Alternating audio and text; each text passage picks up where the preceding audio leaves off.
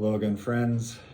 Merry Christmas. We're going to continue with our Advent reflections as we prepare our hearts for Christmas and the coming of Jesus. And we're going to again be reading from the book of Daniel as we talk about hope. So let's open up with prayer. God, we need you to fill our hearts with hope. And so send your Spirit to encourage and to strengthen. We turn our hearts to you. We want to hear your word, but we also want our lives to orient toward you and your character and your design and your will for us. We love you and we receive your great love for us. Amen. So like I said yesterday, we've just finished a series on Sunday mornings where we've been looking at the book of Daniel. I want to again read from the prophecy section of the book of Daniel, and I'll be starting in chapter 10, but I'll be jumping all the way to chapter 12. And this is written during the reign of King Cyrus of Persia.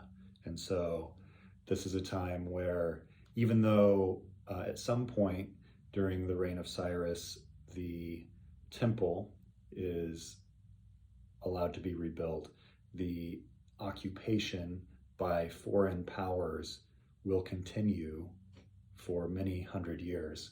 So Persians are replaced by the Greeks. After a brief period of independence, the Romans come through. And of course, that's the reality during the time of Jesus until Jerusalem is actually destroyed and burned to the ground because of some insurrection in that time. And so the hope of Israel is not in its nation, but in its God. And this is just a good reminder to us as God, I think as Jesus himself appears to Daniel. And I think that it's Jesus because in the book of Revelation, and I won't go there today, but in Revelation chapter 1, verse 12, I think, toward the end of the first chapter, at least, Jesus is described in this same way. And so Daniel says, I looked up and I saw a man dressed in linen clothing with a belt of pure gold around his waist. His body looked like a precious gem, and his face flashed like lightning, and his eyes flamed like torches. His arms and feet shone like polished bronze, and his voice roared like a vast multitude of people. Only I, Daniel, saw this vision. The men with me saw nothing, but they were suddenly terrified and ran to hide. So I was there all alone to see this amazing vision. My strength left me, my face grew deathly pale, and I felt very weak.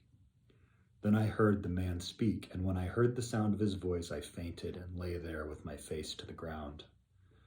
Just then a hand touched me and lifted me, still trembling, to my hands and knees.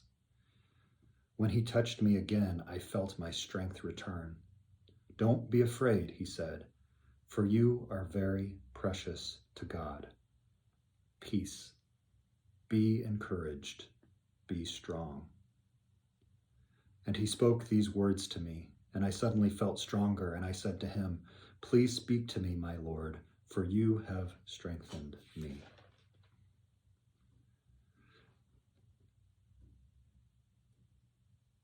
He goes on to say, there will be a time of anguish greater than that any since nations first came into existence. But at that time, every one of your people whose name is written in the book will be rescued. Many of those whose bodies lie dead and were buried will rise up, some to everlasting life and some to shame and everlasting disgrace. Those who are wise will shine as bright as the sky, and those who lead many to righteousness will shine like stars forever.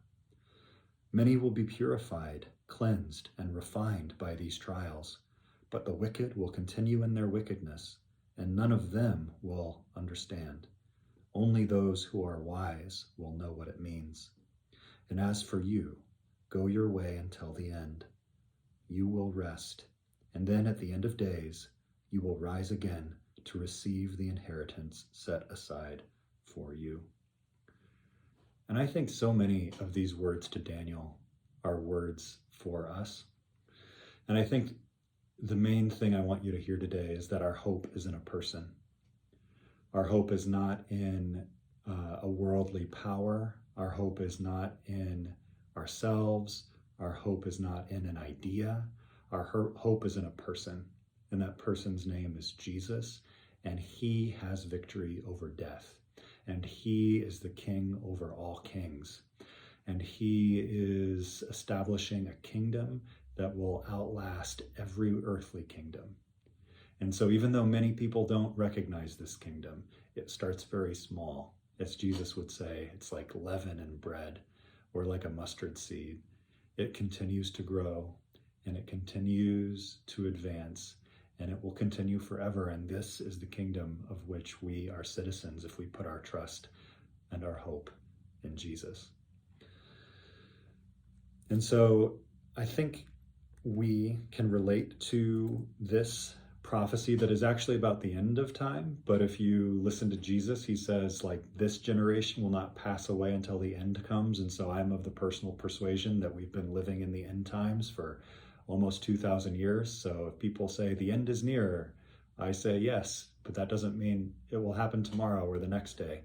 But we live in the time where Jesus' kingdom has come near, and where there will be trials, where people are purified and refined, and the wicked will continue in their wickedness. And they don't understand, but we put our hope in an eternal inheritance, and believe that those who follow Jesus will shine as bright as the sky, and those who lead many to righteousness will shine like stars forever.